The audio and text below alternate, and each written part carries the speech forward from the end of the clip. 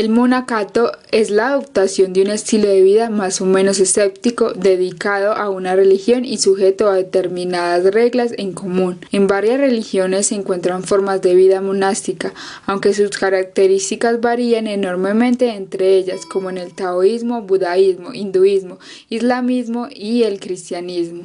Las grandes religiones universales son grandes corrientes de tradición sagrada que influyen a través de edades y de los cambiantes paisajes históricos que ellas riegan y fertilizan. En verdad, es raro encontrar una cultura en la cual todo su desarrollo religioso pueda recorrerse desde el comienzo hasta el final a la luz de la historia. Pero la historia de la cristiandad es una notable excepción a esta tendencia. Conocemos el medio histórico en el que el cristianismo surgió por primera vez. Poseemos las cartas de los fundadores de las iglesias a las primeras comunidades cristianas en Europa y podemos seguir en detalle las etapas sucesivas por las cuales la nueva religión penetró en el occidente. Daniel Pérez Valencia, sacerdote y jefe de Relaciones Internacionales de la Universidad Católica de Oriente, nos explica cómo ha surgido el monaquismo en Occidente y quién es su principal fundador. Además, la importancia que tuvieron los monjes, convirtiéndose en aquellos que conservan la cultura hasta llegar a ser la cultura occidental del momento, y a su vez de cómo el cristianismo se ha afianzado con la cultura monástica. Cuando vamos a hablar del monaquismo en Occidente, es decir, los monjes en Occidente, tenemos que partir diciendo que la experiencia monástica surge ante todo en el Oriente. San Pacomio se considera el padre del monaquismo de Oriente. Pero si vamos a hablar del monaquismo de Occidente, el padre es San Benito Abad o San Benito de Nurcia. Ahora, ¿cuál es la importancia del monaquismo en Occidente? Y es que los monjes, cuando nace el monaquismo, no solamente van a ser una experiencia mística, una experiencia de oración, una experiencia religiosa diferente dentro de la experiencia cristiana, sino que se van a convertir en aquellos que conservan la cultura. Los monasterios se comenzaron a construir fuera de las ciudades europeas, que eran demasiado bullosas, demasiado grandes, y para los monjes les impedía, digámoslo así, tener una buena relación, un buen contacto con Dios. Entonces comenzaron a aislarse hacia las montañas y construyeron sus monasterios. Ahora, ¿qué es lo que pasó? Con la construcción de los monasterios, alrededor de los monasterios en Occidente se comenzaron a establecer pequeñas villas, ¿sí? Como la gente comenzó a construir casitas y los niños necesitaban espacios para la educación. Entonces los monjes comenzaron a abrir espacios para educar a los niños.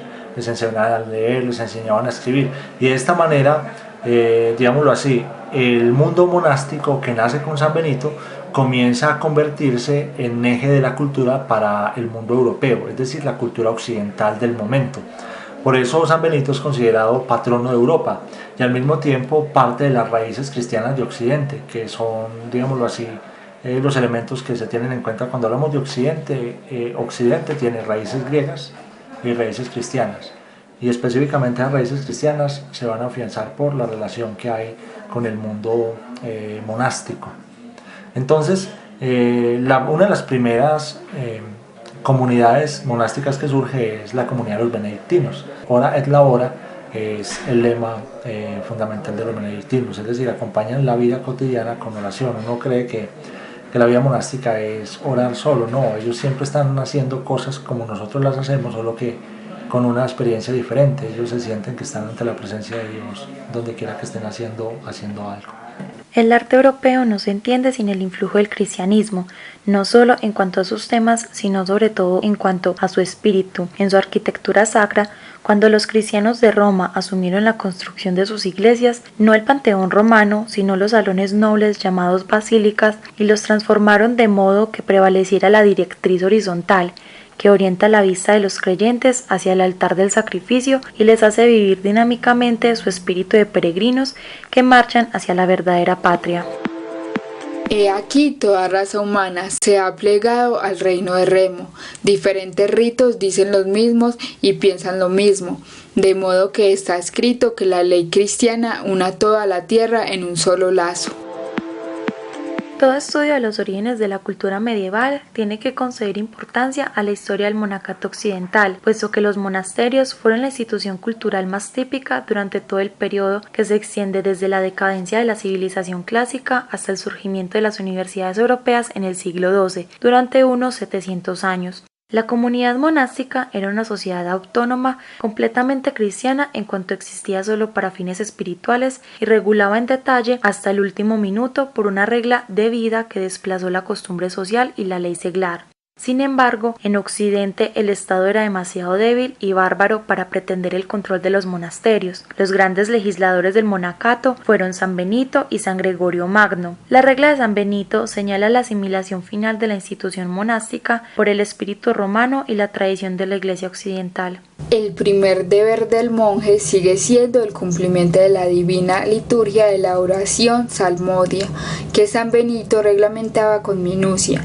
Esa es la obra de Dios, Opus Dei, que no debe tolerar ninguna indiferencia y que constituye el fin verdadero y la justificación de la vida monástica. El cambio de las bases sociales de la cultura cristiana muestra formas diversas de las cuales habían de dejar una permanente en la vida y disciplina de toda la Iglesia occidental. El surgimiento de la intensa cultura monástica latina en Northumbria fue muy importante, pues estuvo en contacto directo con Lindisfarne, centro principal de la cultura monástica céltica en Bretaña. Sin embargo, nada hubiera podido hacerse sin el apoyo de los monjes y misioneros anglosajones. El ideal de la cultura cristiana, que restauraría y preservaría la herencia de la antigua civilización y de la literatura clásica, no se perdió nunca y finalmente se realizó progresivamente con el desarrollo de la cultura occidental. El monacato dependía de la existencia de una sociedad cristiana y de sus instituciones temporales.